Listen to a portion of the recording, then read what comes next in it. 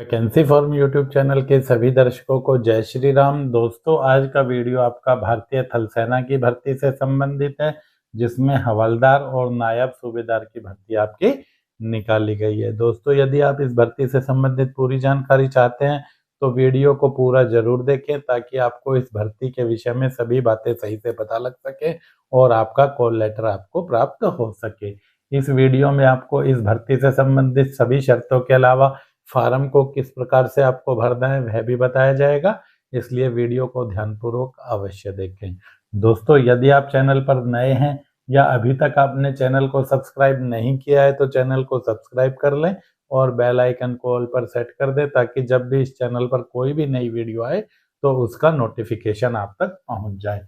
सभी जातियों के लिए यह भर्ती निकाली गई है, जिसके लिए अंतिम तिथि आपकी 28 फरवरी 2025 रहने वाली है।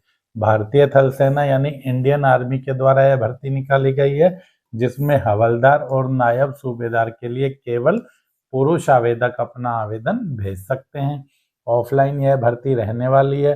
सभी आवेदकों के लिए निःशुल्क यह भर्ती रहेगी। योग्यता कम से कम 10वीं पास होना जरूरी है। 10वीं से अधिक योग्यता रखते हैं तो भी आप आवेदन कर सकते हैं। दोनों में से आप किसी भी एक ही पद के लिए आवेदन कर सकते हैं, या तो आप नायब सूबेदार के लिए आवेदन करें या फिर हवलदार के लिए। योग्यता दोनों ही पदों के लिए आपकी 10वीं पास रहेगी। आवेदन शुल्क किसी भी पद के लिए आपका कोई भी नहीं रहेगा।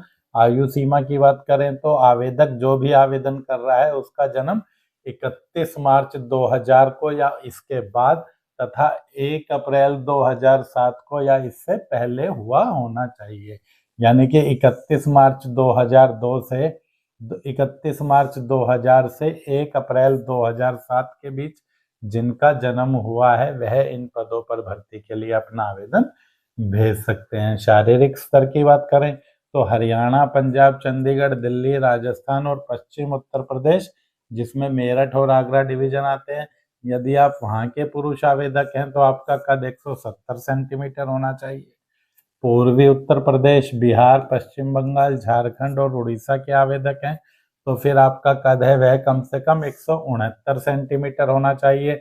मध्य प्रदेश, छत्तीसगढ़, गुजरात, महाराष्ट्र, दादरा नगर हवेली, दमन व दीव के आवेदक हैं तो आपका कद कम से कम 168 सेंटीमीटर होना चाहिए। आंध्र प्रदेश, तेलंगाना, कर्नाटक, तमिलनाडु, केरल, गोवा व पुदुचेरी, अंडमान निकोबार के लिए आवेदन कर रहे हैं तो फिर आपका कद है वह 166 सेंटीमीटर होना चाहिए।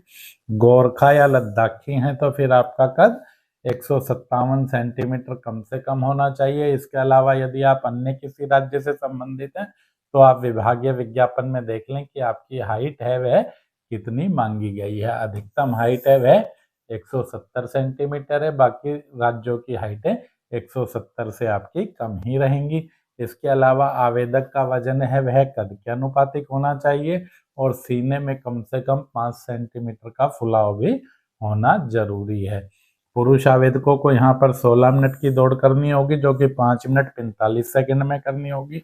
इसके अलावा यहाँ पर जिगजैग बैलेंस और 9 फीट की खाई भी कूदनी होंगी। यह परीक्षा आपकी क्वालिफाइंग नेचर की रहेंगी। आपको अपना आवेदन है वह डाक के माध्यम से भेजना है, जो कि आपका पता रहेगा directorate of PT and sports, journal staff branch, IHQ of MOD यानी ministry of defence, army, room number 747 A wing, सेना भवन, पोस्ट ऑफिस, नई दिल्ली, पिन कोड 110011।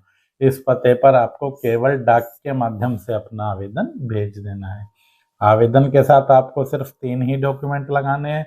एक तो अपना 10वीं का प्रमाण पत्र, एक आधार कार्ड की कॉपी और एक खेल प्रमाण पत्र, जिस भी खेल के लिए आप आवेदन कर रहे हैं।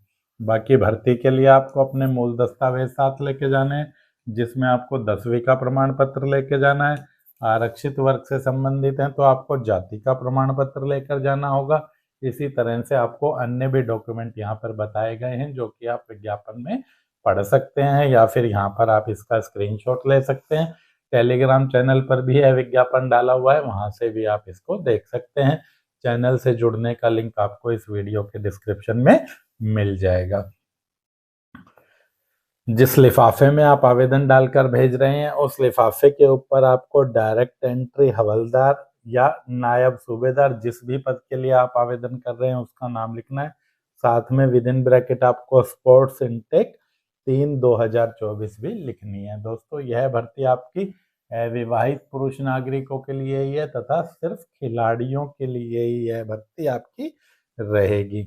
जो आपका खेल से संबंधित सर्टिफिकेट है वह आपका एथलेटिक्स, बास्केटबॉल, गोताखोर, football, fencing, gymnastic, boxing, archery, hockey, handball, judo, kayaking व कॉनिंग, कबड्डी, तैराकी, शूटिंग, सेलिंग, ट्राइथलॉन, वॉलीबॉल या वेटलिफ्टिंग, रेसलिंग, वुशु, रोविंग या विंटर गेम्स से संबंधित हो सकता है तथा खेल योग्यता आपकी 1 अक्टूबर 2022 के बाद की ही होनी चाहिए।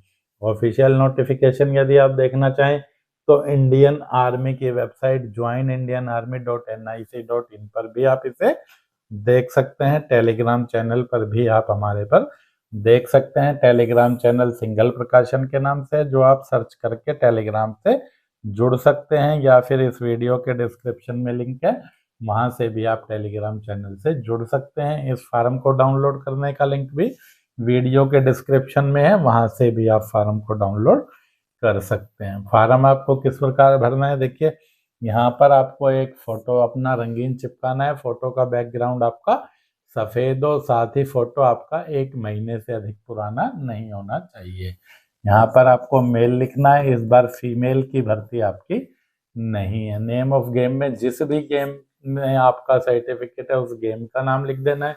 यहाँ पर आपको अपने बाएं हाथ का अंगूठा निशान नीली स्याही के पेन से लगा देना है। इस बॉक्स में आपको अपना रनिंग में हस्ताक्षर कर देना है। उसके बाद code number, valid invalid, application number में आपको कुछ नहीं लिखना है, यह सब आपका डिपार्टमेंटल रहेगा। नंबर 1 कॉलम में आपको अपना नाम 10वीं के प्रमाण पत्र के अनुसार लिखना है। जैसे कि आपका नाम मान लीजिए रमेश कुमार है तो पहले बॉक्स में RAM, उसके बाद एक बॉक्स खाली छोड़कर आपको कुमार, यानी हर एक बॉक्स में आपको एक ही डिजिट डालना है। आधार कार्ड नंबर जो भी आपका है वह आपको इसी तरह से एक ही बॉक्स में एक एक अंक डालकर लिख देना है, पूरा 12 अंकों का आधार कार्ड नंबर। फादर नेम भी 10वीं के प्रमाण पत्र के अनुसार आपको इसी प्रकार लिखना है।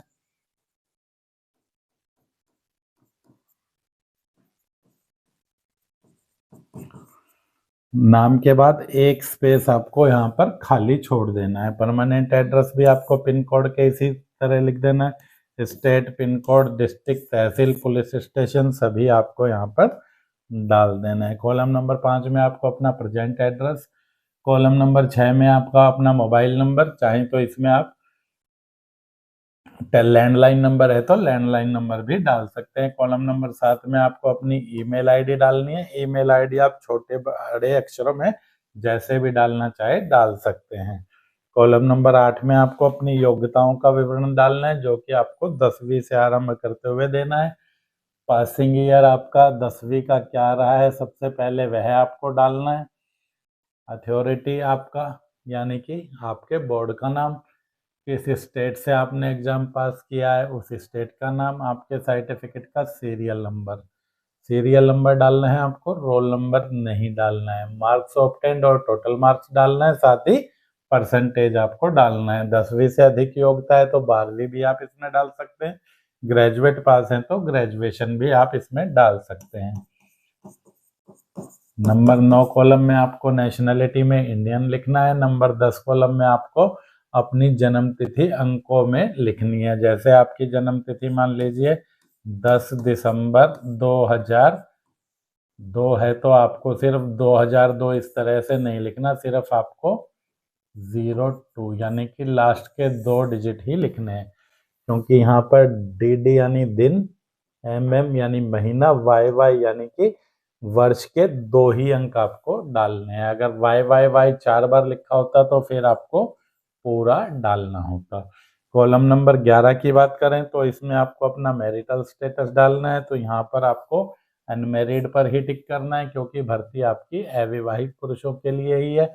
यदि आप मैरिड पर टिक करते हैं तो फिर आपका फार्म है वह रिजेक्ट कर दिया जाएगा। Discharge from armed force if yes, तो यहाँ पर आपको नो ही डालना है।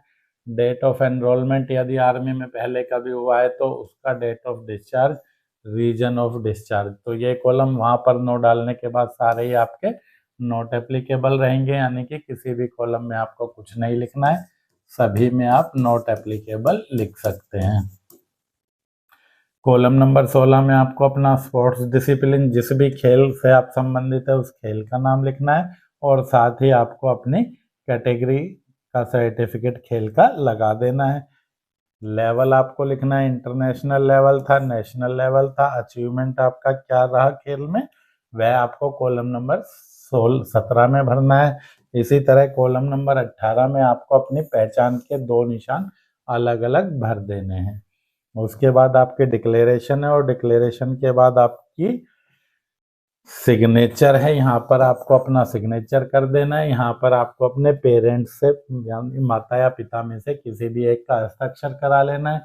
प्लेस में गांव या शहर जहाँ पर आप रहते हैं उसका नाम लिखना है। डेट में जिस तिथि को आप फार्म भरकर भेज रहे हैं वह तिथि आपको लिखनी है। लिस्ट ऑफ डॉक्यूमेंट में आपको सिर्फ सेल्फ अटेस्टेड कॉपी लगानी है, जिसमें आपको आधार कार्ड, स्पोर्ट्स सर्टिफिकेट और मैट्रिक का सर्टिफिकेट, ये 3 डॉक्यूमेंट ही लगाकर भेजने हैं। वीडियो में अंत तक बने रहने के लिए धन्यवाद। वीडियो पूरा देखने के बाद भी यदि आपका कोई कमेंट है तो कमेंट सेक्शन में कमेंट करके पूछ सकते हैं। मिलते हैं जल्दी अगली वीडियो में। जय हिंद, जय भारत।